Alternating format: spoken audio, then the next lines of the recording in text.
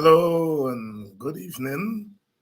Welcome to today's edition of Politics 101. It's a midweek, Wednesday, Wednesday, uh, quiet Wednesday evening in Guyana. And welcome to all of you who are joining us, whether you're joining us from in Guyana or you're joining us from outside of Guyana, wider Caribbean, in North America, Europe, and those of you who are joining us from South America, particularly those of you who are in French Guyana and Suriname. Please share the link. Please share the link. We expect Elder Hamilton Green to join us this evening. Welcome, welcome to all of you. And I want to say much thanks. Much thanks to you who continue to be loyal followers of this program and other programs hosted by myself and others. Those of you who join Mark Benshop and Rickford Burke and Kidaki Amsterdam, Shara Duncan, and all the other programs. Those of you who join Brother Paul Slow on Wednesdays, he had a program earlier today.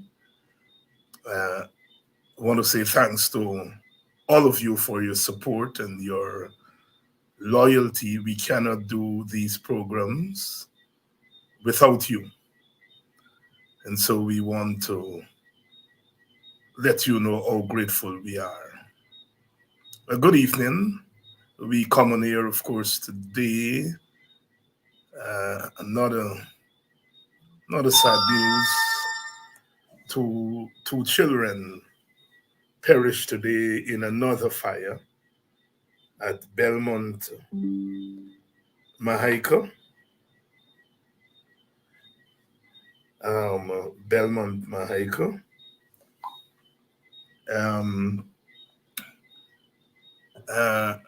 9-year-old and a 3-year-old trapped in a house, padlocked, from what we are hearing from the initial reports. The mother, from initial reports, we don't know how reliable these reports are. So we don't want to spread anything I'm reading from the Marara Waves. The mother apparently left to go to collect the cash grants. And the children were left at home. And the children were left at home. And they perish in a fire. 9-year-old and 3-year-old perish in a fire. Padlock. From initial reports, the neighbors tried to get into the house, but they couldn't get in on time because the house was padlocked. Yes, Elder Green is backstage and is ready for us.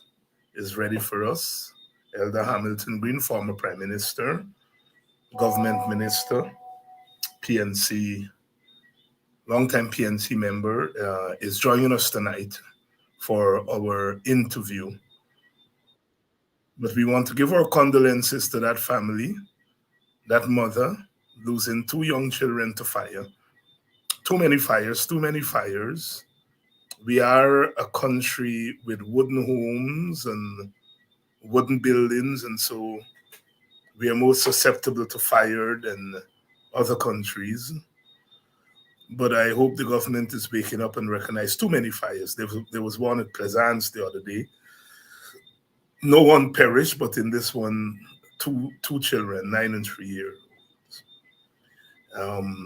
We have to begin to pay more attention to the safety of our people We have the means by which to do so, but we have to have the will to do so.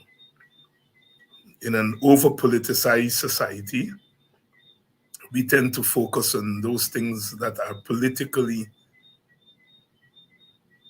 to use a term, politically sexy.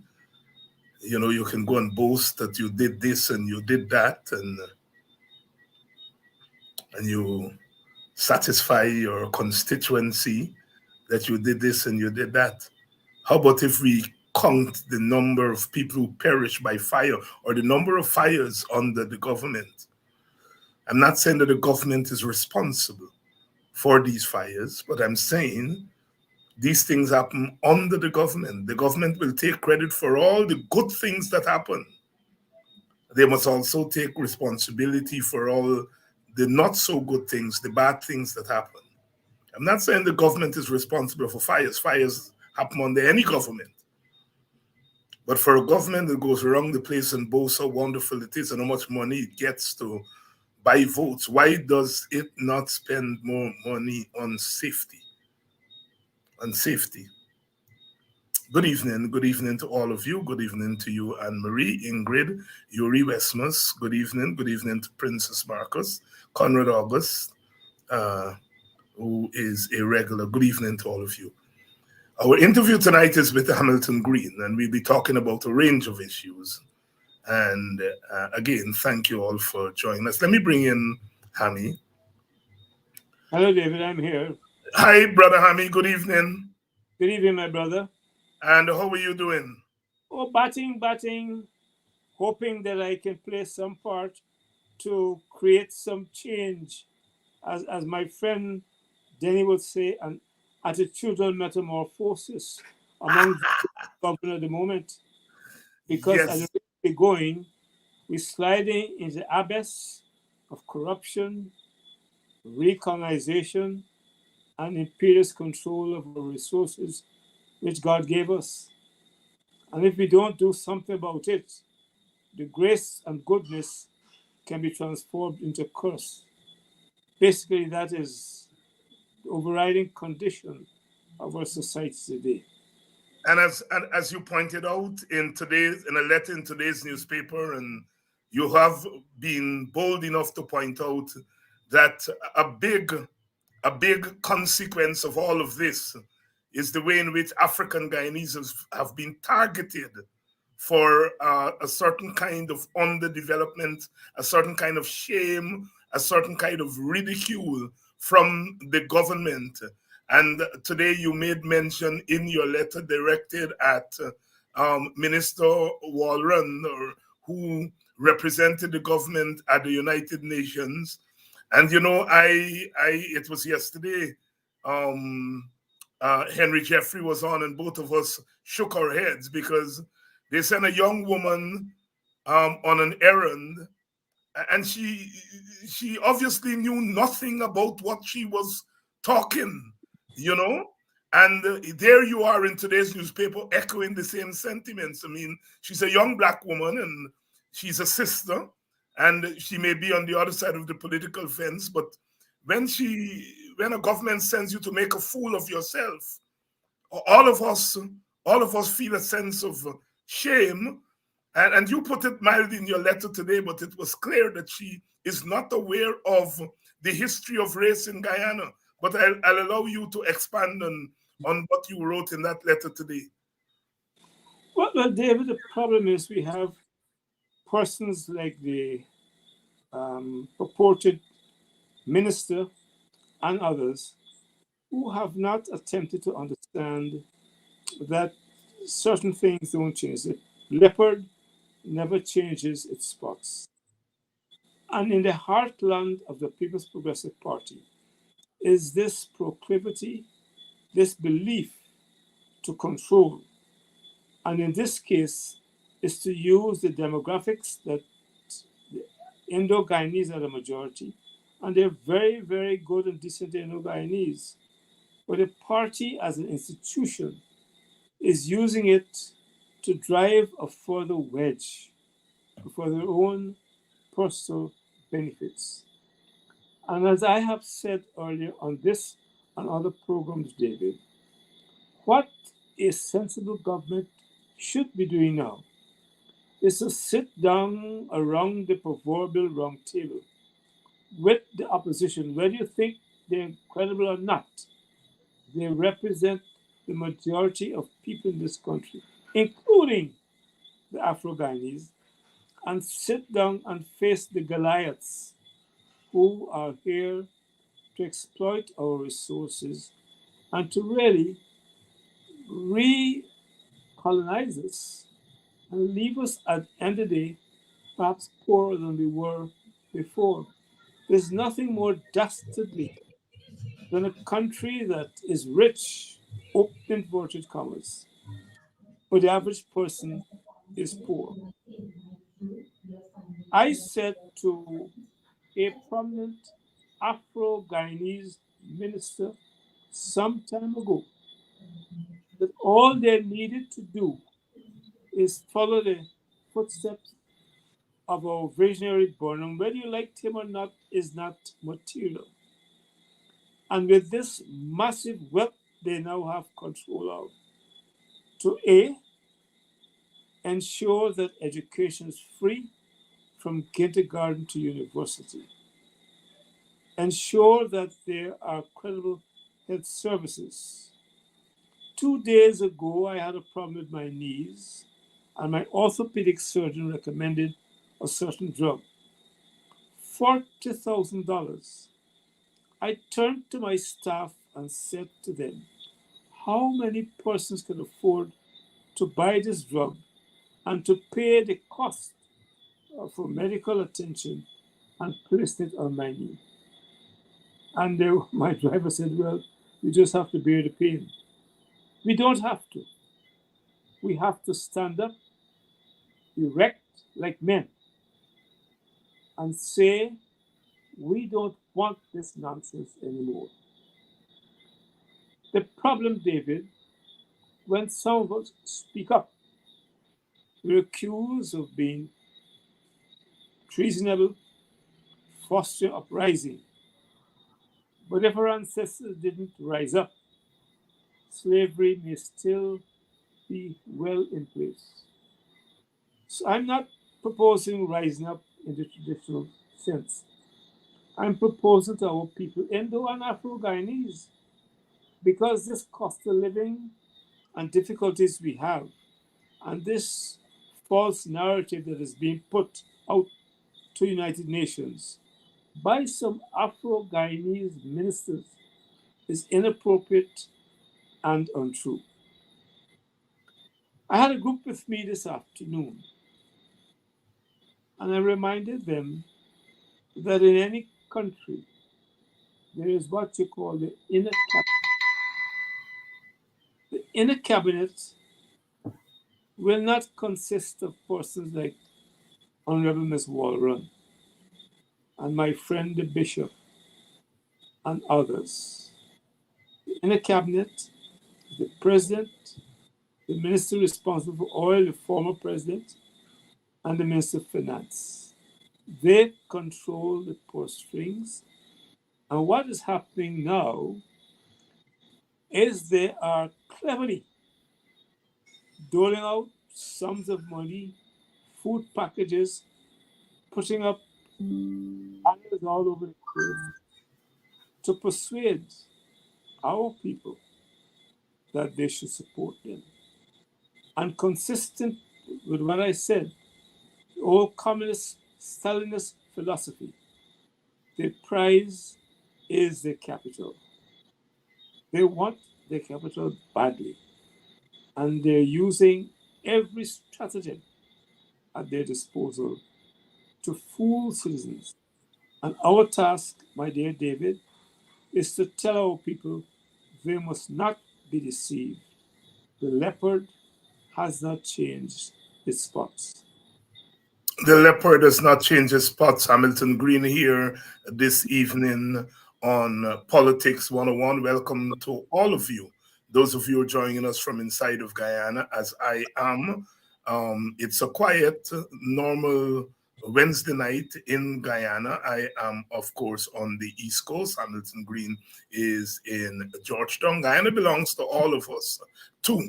And we have to ensure that we continue to witness for a country which must live up to its creed. And the creed of this country did not begin in 1966. It began a long, long, long, long time ago, because out of the ashes of slavery and indentureship and other forms of servitude came the will of the Guyanese people to create a nation of different peoples who came at different times, perhaps came in contentious circumstances. But over time, we have come to tenant this place.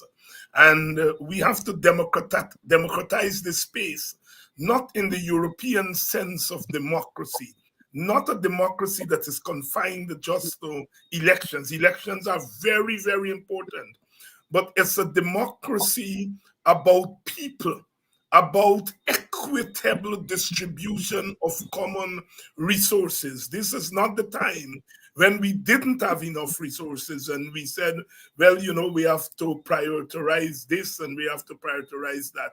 Now there are things that we couldn't do and we can do. And it's an utter shame to see people whose foreparents slave for this country and help us to survive to see today when God has blessed us with some wealth, and to see those people being treated and herded around and put on jerseys on them and kicking them around and getting them to take pictures and behaving and winding up and carrying on and so on. It is an affront to the history of this country, and affront to those of us of darker skin. And so when we speak up, we are saying that we have to make right with Black people today so that we can make right with all of Guyana tomorrow. Because of the nature of the PPP, they see the Black community as an obstacle to total control. And that is so. They have always done that. And they are trying to enslave us with a smile. The skull is behind. They're trying to enslave us with a smile, throwing little pieces of bones at us and holding us in such a way that the bones will choke us. Because at the end of the day, what they're about, it's dominance, dominance, dominance. Hami, you have been in central government, you have been in local government, and so you have experience at both levels. When a party that controls the central government control the purse, as you put it just now, do as they did, starve the city. You became mayor in 1994. The PPP came to power in 1992. And you have first-hand experiences of how the central government used its constitutional control of the purse to starve the city of Georgetown and other cities across this country. And now, after decades of ruining and destroying the cities, you now come to the residents who you have reduced to second-class citizens in their own country, and then tell them to give you control, give you direct control of the city. You had indirect control and you starve them. And now you're asking them for direct control. What are you expecting to do with them? Not kill them? Hamilton Green, over to you. It is a sad and sorry situation. And what you said, David, is so instructive. It is encumbered with an umbrella of massive propaganda. I remember Joseph Goebbels of Hitler's era and Joseph McCarthy of the American era. They both believed if you repeat something with a sweet tone and a sweet voice, people soon begin to believe that what's a pussycat is a tiger, or vice versa. You have the president who comes across as a nice chap, but at the end of the day, they program the process by well paid propagandists. Unfortunately, some of these propaganda consultants are part of that group which Desmond Hoyt was referred to as a certain mafia. I wouldn't call the ethnic description. And that is so sad, because I believe that deep down they have a disdain for people with melanin and woolly hair. And so they have come together to, as you said, give us bones from the master's table. And in essence, we enslaved our minds, shackle us, kill us, as we see happening all over the place. And there is no respect for law and order. Insofar as the city is concerned, one of those who now act as an advisor once said to me, Hammy, how could you remain in office when all these things are happening by the PP? I said to that person, I never carry a flag of surrender. I carry a green flag which says forward always. That person is now a big advisor to the government. But briefly, I tried my best, David, to save this city. When I became mayor, Dr. Jagan approached me and said, you know, Hammy, we got on very well at a personal level. You have the first year. Give the PNC the second year and give us the third year in the mayor's chair. Well, my wisdom told me that what they plan to do is throw the massive resources in that third year PPP mayor so the person will look good in time for the next elections. I saw through it and said to him, why not give the PNC some control, or the GG at the time, of some vital ministries if you want this whole concept of sharing to be a reality? That was the end of the conversation. As you know, some set of persons bought into this strategy that planned this scheme, and that's how Jordan became mayor the second year. Well, they fell out because neither side delivered, and so I became mayor in the third year and have the dubious honor of being the longest serving mayor. It has been a time of stress and strain. Everything I did to improve the city was frustrated because the narrative is the mayor must look bad. And I gave some examples in that letter. When Dr. James Rose, who was de facto mayor as chairman of the IMC, was about to leave office in preparation for the elections of 1994, he made a public statement in spite of the largesse given by the PP government to the council under his stewardship, that the city could not provide an effective service even if it collected all of the available rates and taxes, and that we needed a new source of revenue. I proposed a lottery, which I thought was harmless. People like to gamble. But when I took the proposal, which we couldn't do on our own, to the acting president, he said they could not agree to a lottery because the religious community, in his own words, will be up in arms. The delegation included the late Philomena Sahoy Shuri from the PP and Robert Edward Williams. The rest is history. Within a few months, the lottery was up and running, and the city got not a cent from the proceeds, not to mention nobody knows where that money goes. In addition, Professor Akbar Khan, one of the renowned and respected town planners internationally, came to Ghana, interviewed the public servants, the police, the security people, civil society, and proposed a number of measures to improve the conditions of Georgetown.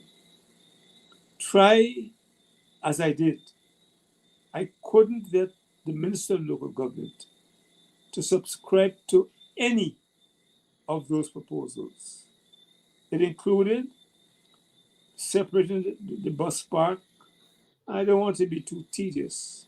No, go right ahead. Go right ahead. In addition, I looked at the problems we were having within the ministries and the engineering department and proposed a card of 30 wardens, one for each ward. I consulted a group of PP members to help me identify the wardens. I had them trained in the rules of public health, what was right and what was wrong. As soon as I got the program going, Mr. picked them off one by one and offered them better jobs elsewhere. So they dismantled and broke up the warden corps, which was intended for each warden to take up area, say our Boystown, Leiston, Kingston, go around, and I told them, you don't want cars, you're going on bicycles to go house to house, to speak to people, go into schools, tell them what is to be done and what is not to be done, so as to uplift the profile of Georgetown. That didn't fly, they frustrated it. And I can give other instances. At the end of the day, the minister identified the chief executive officer, the town clerk. And the last straw was when they appointed a certain lady who was not qualified for the job as town clerk. When the government changed in 2015, we moved a motion to have her removed. She would move, so we moved her, but she moved back to the town clerk's office, locked the place up. I went to the police station and spoke to them. They sent an officer, and that was before 2015 elections, Yeah. gave the telephone to the police officer. I don't know who she spoke to, it had to be a big one. And he left sheepishly. So I give that as an example of the trauma that the government has descended on the city. And I hope that people understand they must not succumb to what I hear is happening in Lane Avenue and some other places. They're given envelopes with, I think, as much as $200,000 on the condition you give them your ID card. ID card, yes. I mean, the thing is vulgar. It is, I can't find words to describe it. And I hope through people like you, David, the international community who assailed us on this issue of democracy, understand that is the opposite of a democracy. So use these massive funds they have to bribe, cajole people to stay away from the polls so they can get their prize of Georgetown and, of course, Linden and Yamsjam. And I'm speaking to a public meeting tomorrow. And I hope our people will have a sense of pride, David, that they have a mirror in their homes to see who they are And who are the people throwing filthy lucre at them to buy them? I told some people I spoke to, they must feel insulted when the PP cabal, led by the three names I called, come to them to insult them. I hope, David, our people have a sense of decency and have respect for what the ancestors suffered, and to remind them that for some reason, as Professor Ali once said, a lot of those people who came out of the African continent into the Caribbean and America have not made optimal use of their suffering. They have not turned it into sacred doctrine. And I hope that the things we say on this program and the message you have been passing on for so many years resonates and get down to particularly our young people, that they must know they must honor our noble ancestors who struggled for emancipation, and the least they can do in their honor as their bones in the Atlantic are rattling for justice is not to succumb to the blandishments of the People's Progressive Party, who have no interest in certain people. Ami, I'm so glad to hear you speak tonight on this issue of race.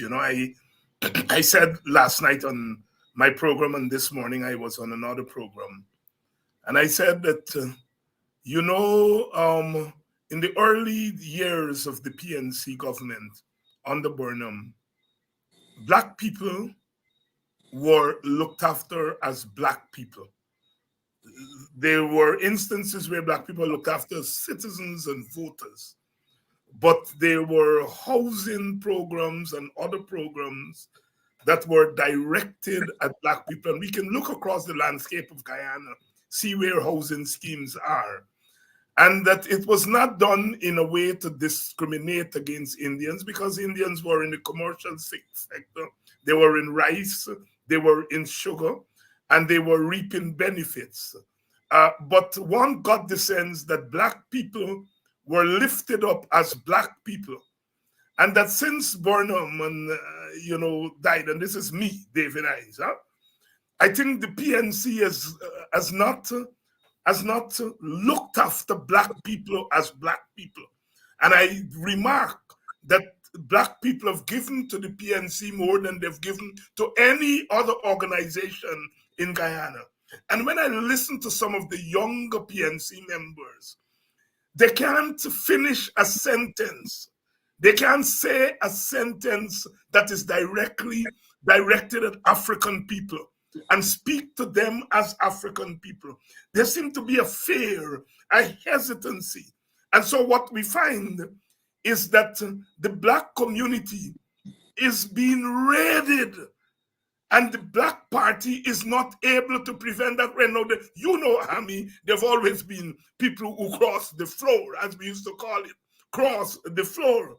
But in terms of going into the communities and raiding, there was an understanding that you didn't do that you didn't go into each other communities and raid their people. You got people to cross the floor, and the PNC and Burnham were good at that, But what we see now is a kind of raiding, and the PNC is not able to stop it. Now, this is a party that you helped to build. If you agree with me, well, let me just leave it as it. Just comment on what I just said. David, you're absolutely right. The problem resides that a lot of our young politicians at all levels, on both sides of the political divide, have not learned, digested our history. And when Afro-Guyanese talk about their entitlement, they're accused of being racist. This country's history is clear. It is the Africans who without bulldozers and Hymax dug, and Rodney's work is excellent, dug miles of trenches, canals in this country, civilized the entire coastal belt. The Indians who came worked hard. I have no problem with that. I've always acknowledged their industry and their ability to make deferred sacrifices and choices. But it was the African who civilized the entire coastal belt, and successive governments have not given credit to that effort. And when the Indians came here, they were welcomed by the Africans who by then had assimilated and taken in British or Western culture, whatever you want, and they were the teachers, the policemen. And today you have the absurdity, the ridiculous condition where a government is trying to erode, dismantle our history, particularly insofar as the security forces are concerned. They're talking about parity, they're talking about equity and balance. But that talking about balance when you distribute lands, license, and other things. The Africans, as I said in the letter, if you go to any parade where they honor the war dead, if there are 100 people marching, if you find one or two Indians, you're lucky. The 90th are Africans. Your name is Hines. My name is Green. You can't find those names in Africa.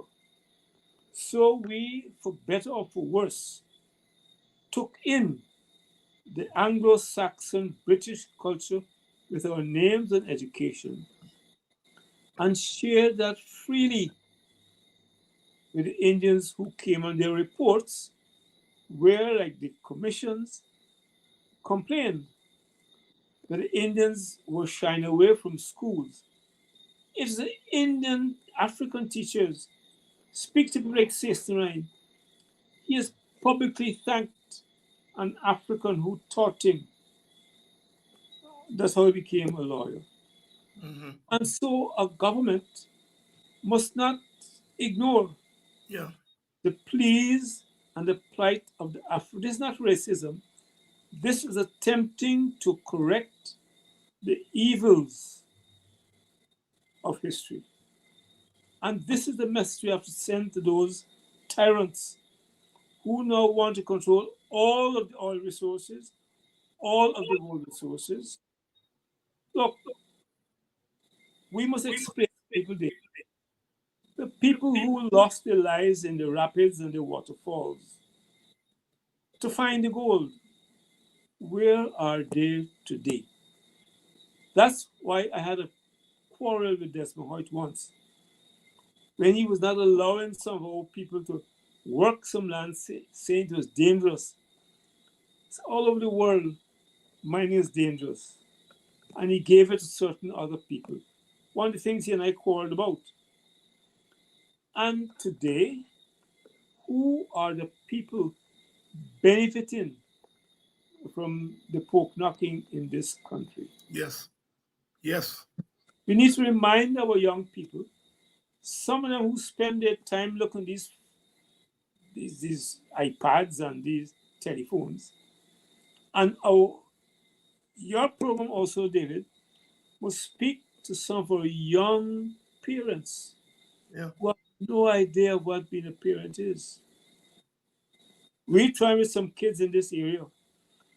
We have to fight the parents down to help those children. My wife spends hours trying to bring a young man who was at 10%. She brought him up to 60, 70% in a couple of months. And the parents seem not to appreciate that. You know? I've had lurid stories told about this last cash grant, and the government don't know what to do, you know. Yes, The lines at KFC are long and not at the bookstores. not at the bookstores. Not And to people like David Hines so they can acquire knowledge. yeah, Lord Bacon once said, knowledge is power. And yeah, these people understand our weaknesses. And they have a few in the cabinet who, as I said, I don't think they have mirrors at home. They don't know who they are. yeah. But the struggle must continue. Must continue. And Hamilton, I please talk to those younger members of the PNC and let them understand that it is not a crime to fight what is before you today so that you don't have to fight it tomorrow. Nobody wants the PNC or any political party to be a racial party. All our parties should advocate multiracialism, but you cannot see your supporters being slaughtered, being hoarded, and you are going to them and telling them about how other people are suffering. You are standing before crowds that are 99% Africans and telling them about how Indians are suffering. You know, I find that just bad politics. And people who are in those crowds then complain to me, people Bad, like me. bad is a word, David.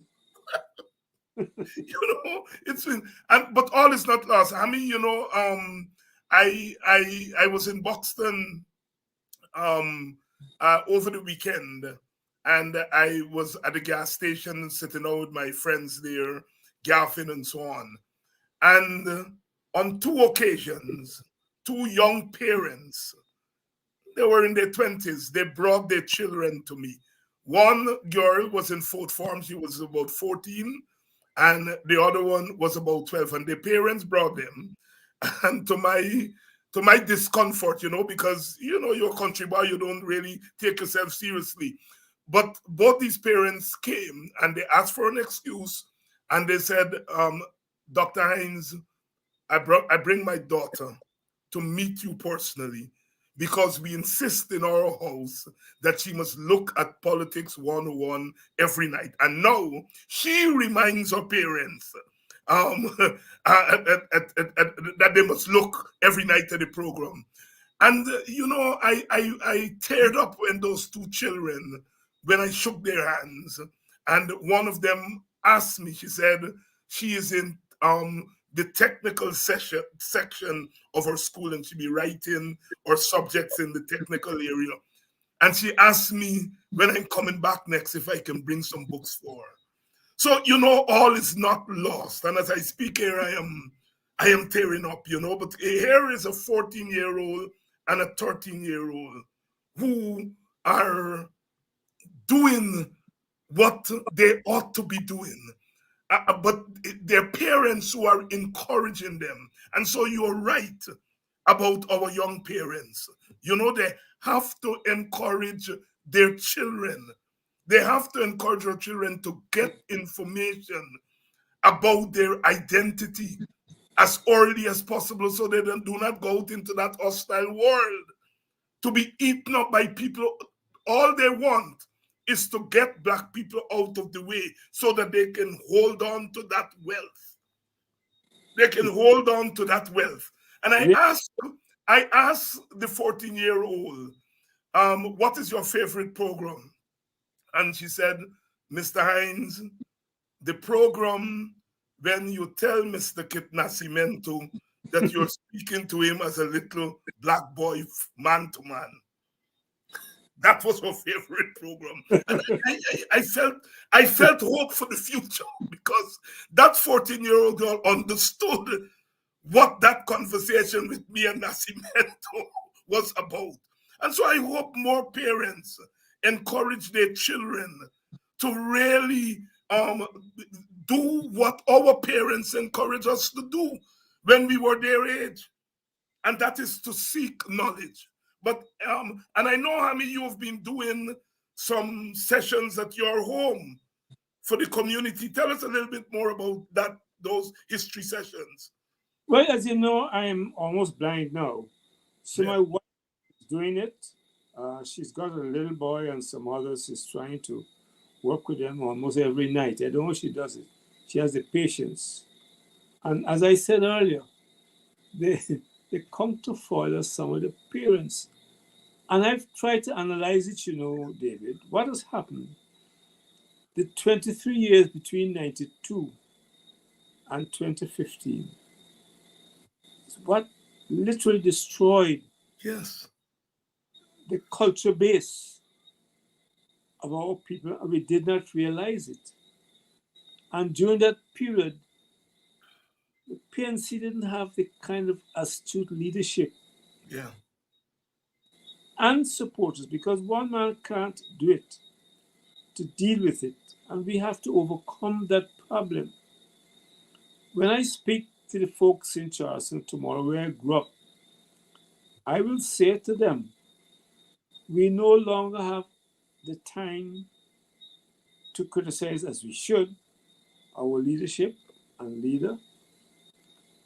And I've told the story, I think, on your program, but I've mentioned it 1,000 times.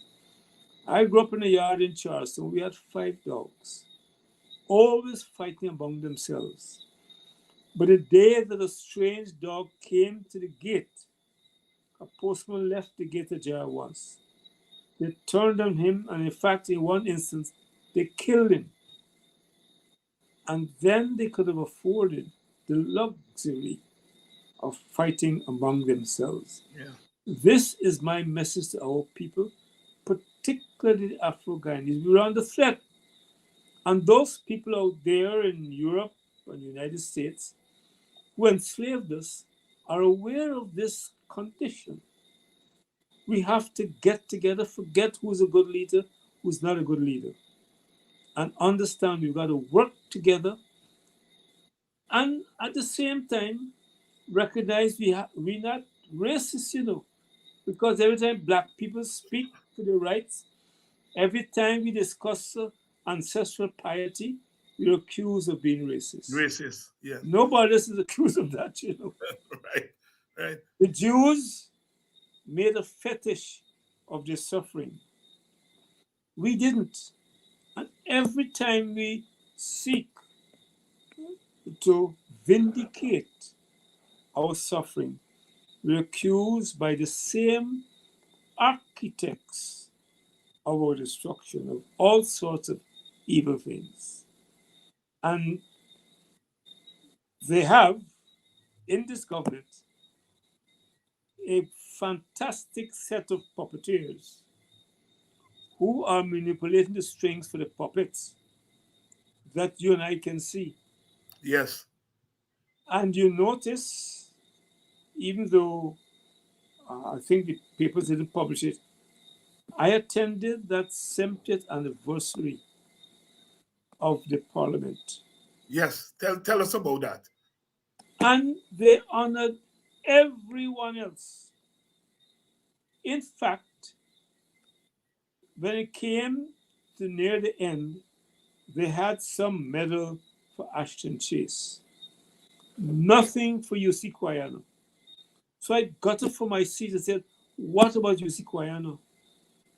I don't know who heard me because I was in the third row behind the ambassadors. But the speaker came to me after, he didn't know I was there. He didn't recognize my presence. But that is not my worry. So I called the young man who was master ceremonies. He's very embarrassed. He said he was told to read the script handed to him. He couldn't tell who gave him the script. Oscar Clark was not invited. It is my belief that when Oscar was carrying the duties of speaker and Jagan threw the books to the floor, I was present.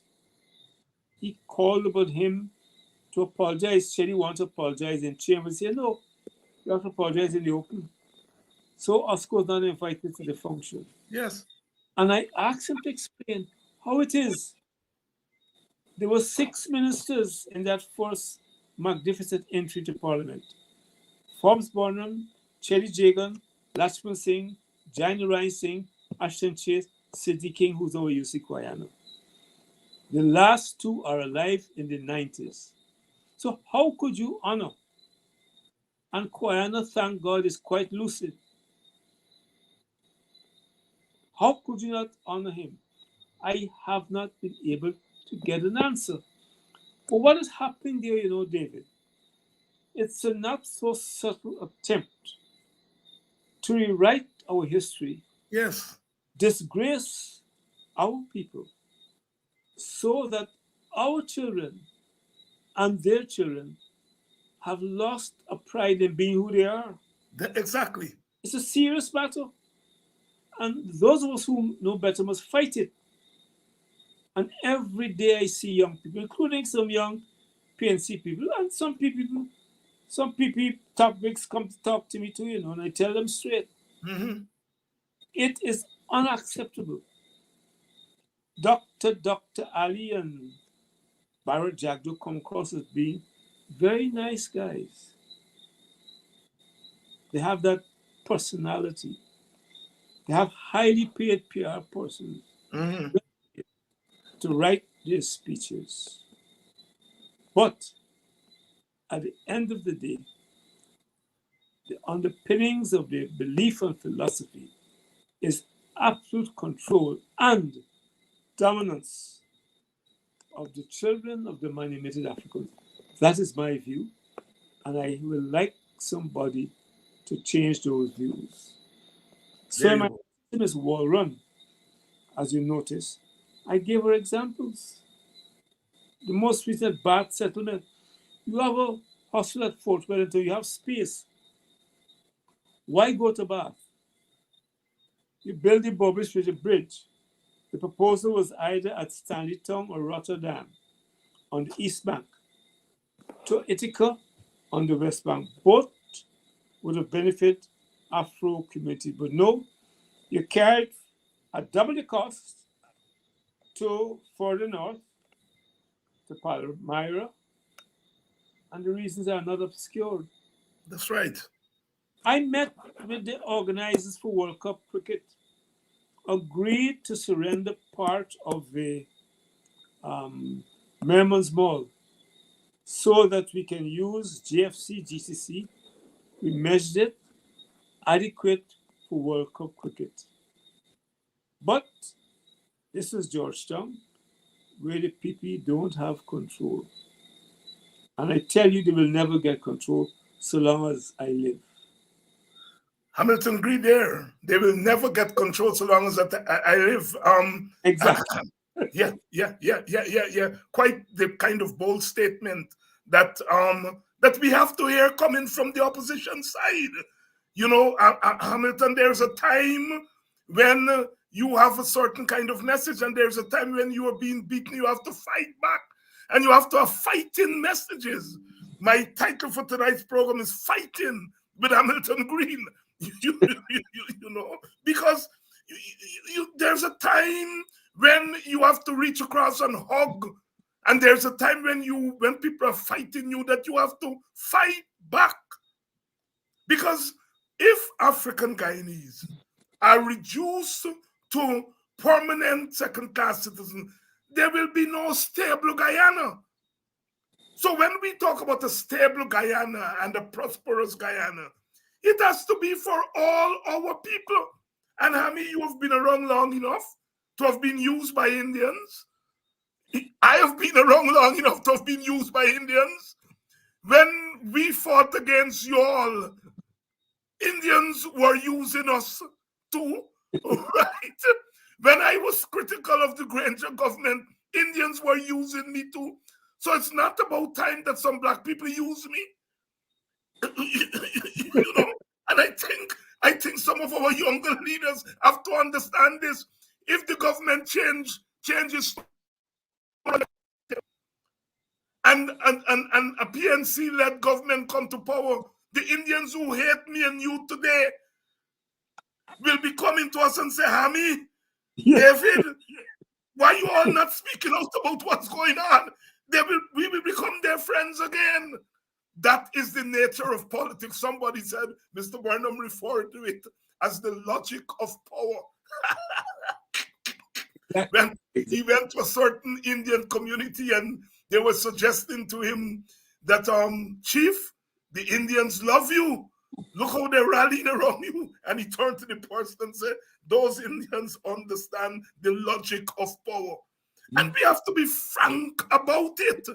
All of us have been used by Indians when it benefited them. Nowadays, they have power, so they don't have need for you and me. It is African people who have need for us. And I am respectfully submitting, Hamilton Green, that we have to submit ourselves to be used by Black people today. That is the logic of power, as Mr. Burnham would put it. Hammy, some of the people who cross over and gone over and hanging their mouth for the leftovers were deep in the bosom of the PNC. And I know that you are a religious man. And you're not going to be totally unkind to them. But a word for those people who, in a sense, have embarrassed themselves and embarrassed the tradition, the African tradition. But anyhow, over to you. David, my first reaction is that I lean on the wisdom of that 3rd century philosopher. I think his name was Tulara from Sparta. Sparta, yes. Speak not ill of the dead. There you go. And those persons, including a last one who said he was on the way to the poorhouse, they are minions. I feel sorry for them. And I hope that one day they'll wake up. But as I said, speak not ill of the dead. And the more you call them, the more you give them currency. The subtlety of Hamilton Green there, you remind me of Dick Gregory. They asked him once, he was on a forum, and they asked him about George Bush. And George Bush, the younger George Bush, was president. And he said, that man, George Bush, if he were alive, he would have been a sick man.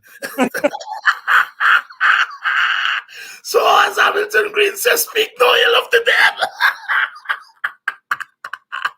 I mean, what a moment to end on. And I hope the audience get what you just said. Speak no ill of the dead. I mean, speaking about the turncoats.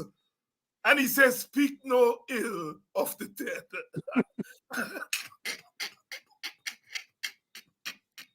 Hamilton Green. But let me say this before you close. Yes. Anytime you go into a place like Buxton, even though my vision is gone, invite me to talk to some of the young people, the young parents in particular. If you convince 4 parents, yes, we've made a start. Certainly. We must ensure control of certain areas so that this impasse will come to an end. You know what? These fellas really believe that they can purchase us with a few dollars and a few boxes of food. We must tell our people, our ancestors say to us, we're worth much more than that. We want equity. We want this thing about one gather being a reality. We don't want, and I say it to some of those ministers, I don't have to call the names, they don't control the gravy. And they must understand that they're pawns. They're the puppets, and the puppeteers are behind them operating. But a Luther continue. The struggle continues. Hammy, thanks very much for a short notice coming on. David. Yes, coming on tonight. Thank you so much. Thank you so much. And where are you speaking tomorrow night and Friday night? At some place in Charles, I think it is Ketley and Broad Street. Broad Street. And then Friday night you're where? Some by what they call this boy square. Oh Lord, he was a party activist. His son was in the police force. By the East Rhineville police station. By the East, East Raquel police station. Along there. Oh, by the, is it Turning Point or somewhere there? Get Square. Right, right, Get right, right. Well, thank you, Ami, for coming on, and good luck in the rest of the campaign. It's always a pleasure listening to you. Thank you. And Hamilton Green there, speak no ill of the dead. I want to thank you all so much for staying up with me. And I keep saying to you all, now is the time we have to scream for Black power and Black empowerment. There's nothing racist about it. Black people are under attack. They're under attack. And we must defend them, not with half statements, but with everything we get. We talk about Black power today so that tomorrow we can talk about people's power. Black people are under attack. The shaming, the buying us for a little box of food for $40,000. I am telling you all, my people, I'm telling you all, they're attacking the honor of a group. You know, you can take away a little piece of, board from somebody. You can take away, rob a man of couple $1,000 and so on. But when you rob him of his dignity, when you rob her of her dignity, you're striking at our humanity. Black people, you all wake up and fight back. Those who gone, as Ami said, speak no ill of the dead. But the majority of us, the vast majority of us who have not gone, we have got to fight as Black people because we are assaulted as Black people. And we have to tell those PNC members, the younger ones especially, don't come to us and tell us about other people's problems. Come to us and tell us about how you solve our problems. Don't go to Buxton and Golden Grove and Albistown and tell them how Indian people suffering. They know that. But they come out to hear you tell them how you intend to stop their suffering. And I hope those PNC leaders are listening. Politics is not a beauty contest. Certainly not when your people are under attack. You all are PNC leaders because of Black people. And if the party is going to be saved in this local government election, it's Black people who are going to save you all embarrassment on Monday. It's Black people. And to the Indian brothers and sisters on the opposition side, understand your role. Your role is to bring Indians over to our side, to go into the Indian communities and put an alternative program to them. Your role is not to look to see who Black person you all can condemn. Your role is not to condemn Ogunsi and Rwanda. Your role is to condemn the evil PPP and to bring Indians over. Not bring them over as hordes and as second-class citizens, but bring them over in a dignified way.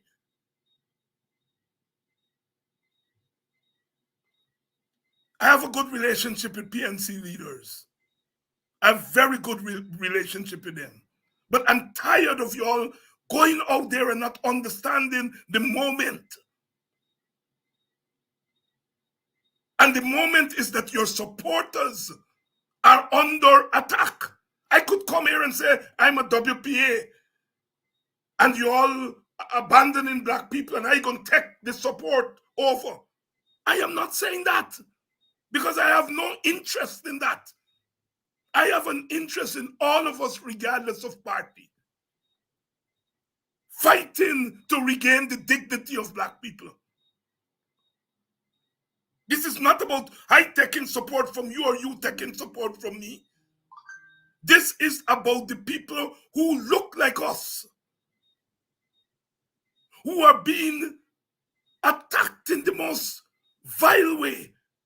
And we are not going to them and looking them in their eyes and saying, I am of you and you are of me. And we got to fight this fight today. So tomorrow we don't have to fight this fight. Tomorrow we don't have to fight this fight. I don't want to spend my entire life fighting to save Black people from being raided. I want to fight to save them from being raided today so that I can fight for Guyana from being raided tomorrow, because Guyana is also being raided. The PPP is raiding Black people. And the international forces, the oil companies, are raiding Guyana. And some people are fighting the raiding of Guyana and are ignoring the raiding of Black people at home. We can get the best oil contract. We can get the best deal from Exxon if Black people continue to get a bad deal from the PPP. We're still not doing business. I want a good deal from Exxon. And I want a better deal from the government of Guyana for poor Black children. I want a good deal from Exxon. Listen to me carefully, people. I want a good deal from Exxon. I also want a good deal for Black people and poor people. I would have walked with Mr. Dagger if Mr. Dagger was walking for a good deal for Guyana from Exxon and a good deal for Black people, because he Black like me. But he forget that Black people not getting a good deal. I love the brother Dagger, I love what he did. Walk for a good deal for Exxon, but walk for a better deal for Black people and poor people, Mr. Dagger. The next time you walk, broaden your walk. I love you for what you did. But you can't fight for a good deal from Exxon and not fighting for a good deal from this government for Black people and poor people. Indian people, they have their representatives who are fighting for a good deal from the government. They're still getting crumbs, the poor Indian people. But let's face facts. Let's face facts. Because the government wants to hold on to their support, they're going to give them some more crumbs than they give to Black people. Let's be frank about that. So I'm saying to our leaders, I'm saying to those young political leaders, especially from the PNC, stop the nonsense that you all go out there and be talking every time. And you all Black people, when they come to you all must shout them down when they come to you all with that message. And let them understand that they're there because of you all. Those 200,000 votes, check the vast majority of them. Those 200,000 votes that have them in parliament, check where 90% of them come from. It's an insult to go to West Ramville or East Ramville, look at a crowd of Black faces and telling them how other races are punishing.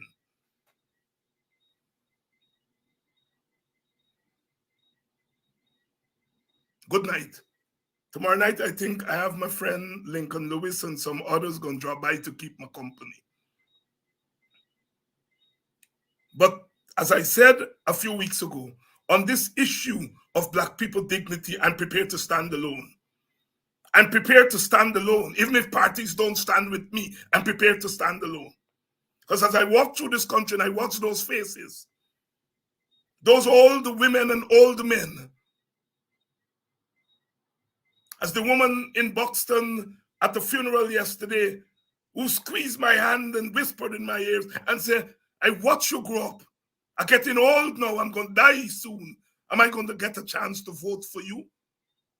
I know what she was saying. She was saying thanks for standing up for her.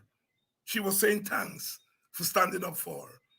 On this issue of saving Black people from being treated in the most undignified way, I'm prepared to stand alone. I'm prepared to stand alone. And I'm not looking over my shoulder. As I've said, I've been used by Indians before. So I don't have any problems now being used by Black people. And I know Indians gonna vex with me, but I prepare to deal with that because Black people were vexed with me when Indians were using me. That is the nature of politics. So Indians can cuss me till the cows come home. When the government changes, you all gonna stop cussing me and hug me up again. Because although you all know my politics, I vote for a government, I support a government. But if it does wrong, I will say to it, it does wrong. And you all can use me again. But this time, one gets wiser. Wisdom is the ultimate teacher. Some say wisdom cometh, but wisdom has a way of teaching. Wisdom has a way of teaching. I love you all. I love you all. I love you all, and it's a love that is not superficial.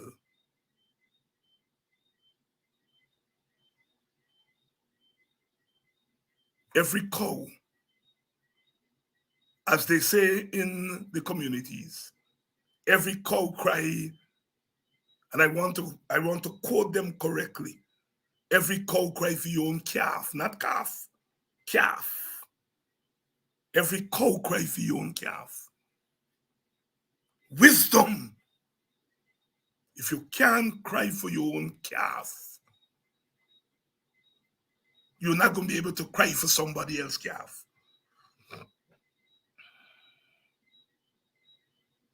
To those on the PPP side, Black people, and I know there's some Black people who are genuine PPP, and I don't beat them. I know some of them been in the PPP, my friend like Shirley Edwards, and them been in the PPP since in their hard times.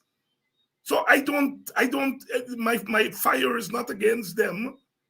My fire is against these Black people who feel that they can smart the PPP. I'm going to take them thing and don't vote for them.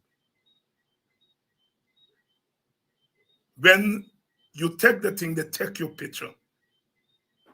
And even if you don't vote for them, they already shame you. But I said, it's not just the ordinary people, it's the leaders also. And our Black leaders have to toughen up. You all hear what Hamilton Green said? They're not going to take Georgetown while he's alive. And he's 80-something. When last year a PNC person speak like that?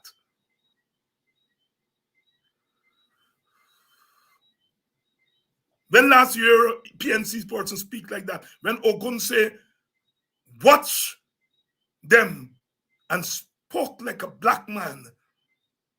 Some Black people were running over each other to condemn him, not realizing that he was using the words of his mouth to release the pressure on Black people. As I tell you all, the PPP come to Buxton, my village, to hold their meeting. They hold it at the roadside.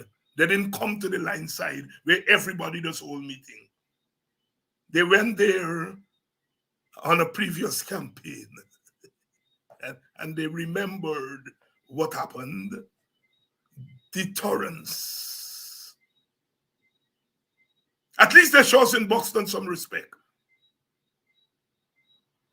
We didn't tell them don't go, don't go to the line top. They might have gone to the line top and nothing would have happened. But they made a judgment that they got some real people in Buxton. And the possibility, if we take we eyes and pass them and go to their Mecca to spout our nonsense, there is a possibility. So they keep the meeting near the road. And when they finish the meeting, they pack the traps and travel. That is what they should do in all Black communities. But they're not going to do it until they feel that if they do otherwise,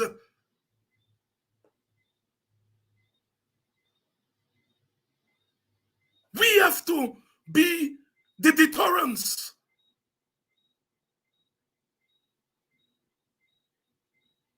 Politics is a serious thing.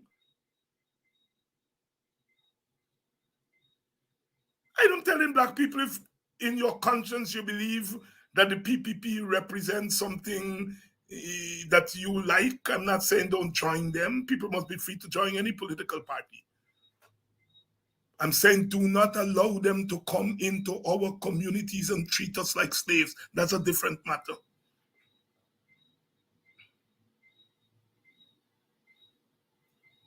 Belgrave and Shirley Edwards and Clinton Collymore and Luncheon and them, they weren't raided. They joined the PPP. I think they joined the PPP out of conscience. I think so. And so I'm not talking about that kind of PPP Black person. I'm talking about some of these young ones, like that lady that they sent, at that young lady that they sent to make herself a fool at the United Nations. But we pass laws, not knowing the United Nations says that laws have been passed. We have done well with laws. But those laws have not led to the end of anti-Black racism. And she goes there uninformed and make herself a jackass. As a Black man, I feel embarrassed for her. But that is what happens when you allow yourself to be bought and then they send you to do jankila work. And you make all of us feel shame. And I know they're listening. I want you all to tell her I love her. But there is something about what she did that makes her not the best example of what it is to be African.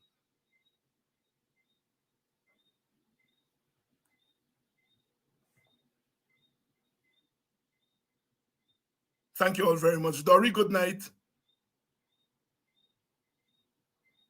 I'm very, very jealous of this color. And I have to be because of what we went through. I should not have been here. Everything said that I should not have been here tonight talking as a Black person, as a free Black person. When that 14-year-old child said, our favorite program is when I tell Kit Nascimento, I'm speaking to you as a little Black boy from Buxton, man to man. I don't come from riches, I have no riches. But thanks to the sacrifices of ordinary Black people, I read some books and I got some education. And they're able to look at the Kit Nascimentos of this world in their eyes and said, you may not see me as your social equal. But Guyana has given me an opportunity to talk back to you.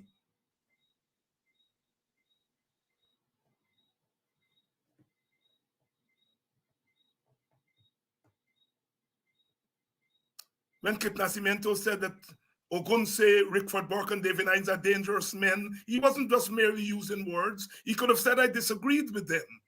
I disagree with Hines. I disagree with Ogunse. I disagree with Burke. Of course, I don't have a problem. But he didn't say he disagreed with me. He said we are dangerous men. The slave was always a dangerous man to the slave master.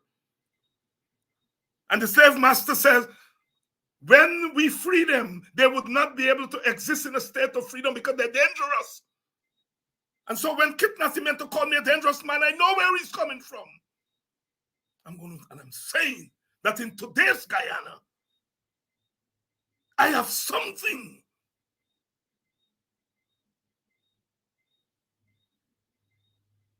that allows me to stand before you in a way that I couldn't do. Kit Nascimento uncle said, oppose, expose, and depose. But when David Hines and Ogunsi and Rick Verbert said depose, we shouldn't say it. His uncle could say it, but we couldn't say it. We can't say it because we black. And that's why I'm jealous of this color, because I know the assault that it goes through. When they get behind their closed doors, David Hines is too loud. What they mean is not that I have a strong voice. They mean that I don't measure up to their class. But I don't give one damn. My people have made the sacrifice so that today I can be loud as I want to be. And I will be loud as I want to be. And I'm calling on all my black leaders, my fellow black leaders, stand up as black people. Lift up black people. As that lady said, I'm getting old and I'm going to die just now. Let our people die with some dignity. Let them not die with the sight of us putting on red jerseys and making ourselves jackasses. Let them die with the sight of black people. As Claude McKay said, with our backs to the wall, dying, but fighting back. If we must die, let it not be like hogs, hunted and penned in an inglorious spot, while round us bark the mad and hungry dogs. If we must die, then let us nobly die. Let our people die, knowing that they're leaving a world that is not going to crush their contributions. Black people, fight back. Fight back. Fight back. See you.